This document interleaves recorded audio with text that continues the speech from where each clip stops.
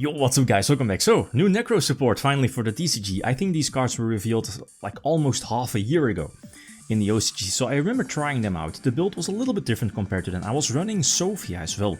Sophia is like a hand trap that basically skips their turn, but small downside is that it skips one, well, not a turn, but one phase. So technically, if it's not like, you know, first turn from, let's say if your opponent goes first, then Sophia is fantastic. So I guess you want to, at least whenever you're going second, side attacking in Sophia seems the preferred way. More generic cards like the Mulcharmies are probably doing the same, but maybe better, right? If it's not turn one. Anyway, so I remember playing the deck but not running the Metaltron. You know, Disruption, tribute itself to banish a card from your opponent, and then it returns itself. So it's actually fantastic. Plus it, you know, hits your opponent's spells and traps for its pendulum effect, so that's really nice. As you know, with the new support, actually this level 10 Nekroz monster was already, at least we already got that one in the TCG, right? The one that negates monster effects and, tributes Nekroz monsters, for example, on the field. Basically clearing your field and then, you know, sending or foolishing Nekroz cards from your deck to the graveyard, the spells, the ritual spells, to search more ritual spells, basically. And as you know, the once per duel effect of one of the new level 4s, right, Spellbook of Judgment, whenever it's tributed for a card effect, keep in mind, not for cost. And then you can basically get as many as possible Nekroz cards from your banished pile back to your hand. So that's really nice. If you're able to get that effect off, you should be winning the duel.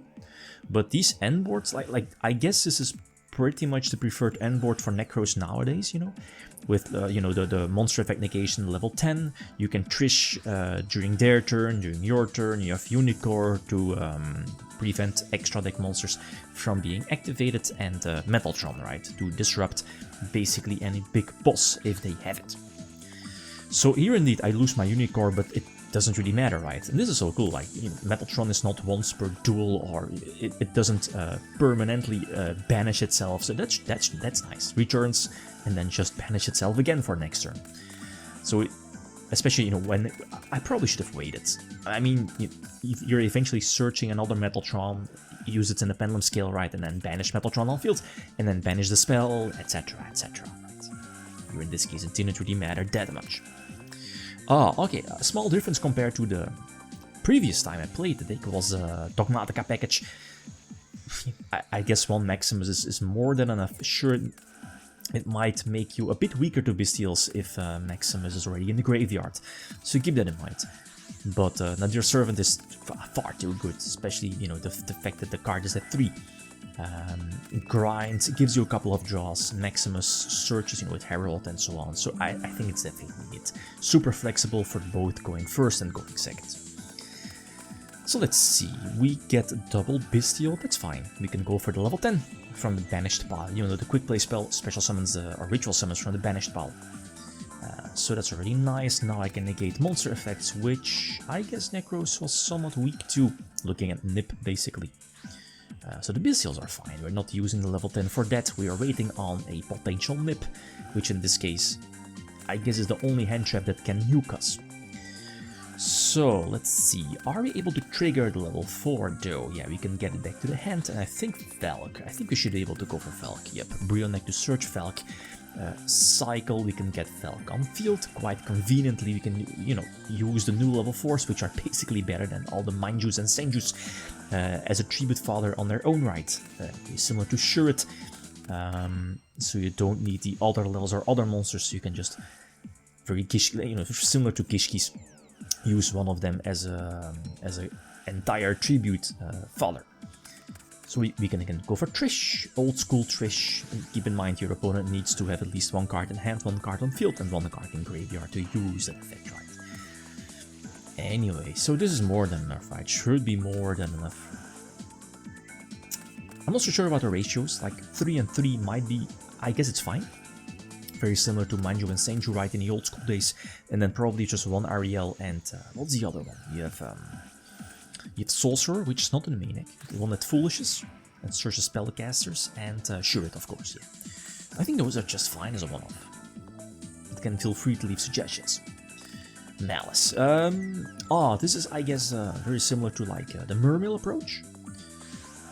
Because the deck is, at least you don't have that much space for non-engine, and that's, I guess, one of the biggest weaknesses of this deck. So if you have any space, you have to make sure it counts and has a big impact. So Purulia, basically all the Mel Charmies, basically, very similar to Mermails, right? Glandians, Mermails. But other than that, I guess the Nadir Servant Dogmatika package is also basically non-engine and makes it a bit easier going second. And this hurts. Double Brionic, even though you're only using its effect, are allowed to use its effect once, so that hurts a little bit, especially if you have to battle it out against a full field of multiple disruptions. Imagine if I was running Excite Knight. It probably should be there. Maybe with Fiendsmith, I don't know. Make it a bigger pile, a bigger engine. Because I remember, and speaking of Fiendsmith, I remember playing the deck half a year ago, but that was with Bahamut Shark as well, because it's super easy to get Bahamut Shark and Toad on the field. Basically another Omni negation. And we lost that one on the DCG as well, so that hurts a lot actually. So I'm looking at generic good level 4s. Bakuska is there for follow-up, for recovery. But other than that, I'm not so sure. Like Excite Knight, probably, maybe Zodiac for Zeus. Those are all options, I guess, making it much easier, when you're going second. So this is like game over, right? The Link 3 returns, all of the links return to the field. Access code on field, and this is more than enough to attack for a game. So you see even though the deck has it's a fun deck, it has a lot of powerful plays, but it chokes to a draw. Obviously, right? Very similar to spellbooks, so draw is definitely a biggie. Something that you might want to main Call by the Grave, but it's a one-off. But it's better than nothing, right? Draw is kind of popular nowadays, it seems. So empty our field, we can get those searches, we can recover, right? With the Aerial in hand. Aerial can search basically any of your Nekroz monsters. That's not a ritual. So that's cool, you can search a new one of the new ones. Search the, the Hero Lives one. So let's see, we can go for Shurit, search of, okay, we tribute that one so we can get some banished, 5 from her banished bad, that's fine. That's fine nowadays. Get Brionic on field so we trigger Shurit and, okay, yeah, because we want to Trishula, so we can Trishula them during their turn. So this is nice, monster effect negation, Unicorn for monster, or at least extra deck negation, and Trishula. So that's pretty decent, especially through double hand trap. Okay. So yeah, we don't want the continuous trap to resolve, so we are going to trace that they already used up their normal summon, and they should be more than enough. Yeah, we can establish our board and eventually go for game. So that's nice. But again, the fact that the thing that worries me a little bit is again non-engine. The fact that it's much harder going second, battling it out against an established board or something like that. We got Veilard, so let's see. Enrolled. Ah, yes, the mandatory game, the obligatory. You have to have like a duel when you're getting drawn. So we can go for recovery. And looking at that first hand, that hand kind of, well, not lost to Bakuska. But Bakuska would have went in hard if it wasn't for the Imperm. So it is what it is. They're able to establish the board. And with the Purulia in hand, that's not going to cut it. Metaltron as well. Metaltron is iffy. In theory, it's a lot better, but in the beginning, it doesn't really do that much. So maybe just fine as a one-off, but I don't know. It's a flexible card, right? Hits back row, hits monsters on field, but it needs more. You need to start off your plays first, and then, okay, you have Metaltron, okay, that's cool for another interruption. So maybe just fine as a one-off. Just feel free to leave your suggestions, because it's a fun deck, but it needs a little bit more for the TCG.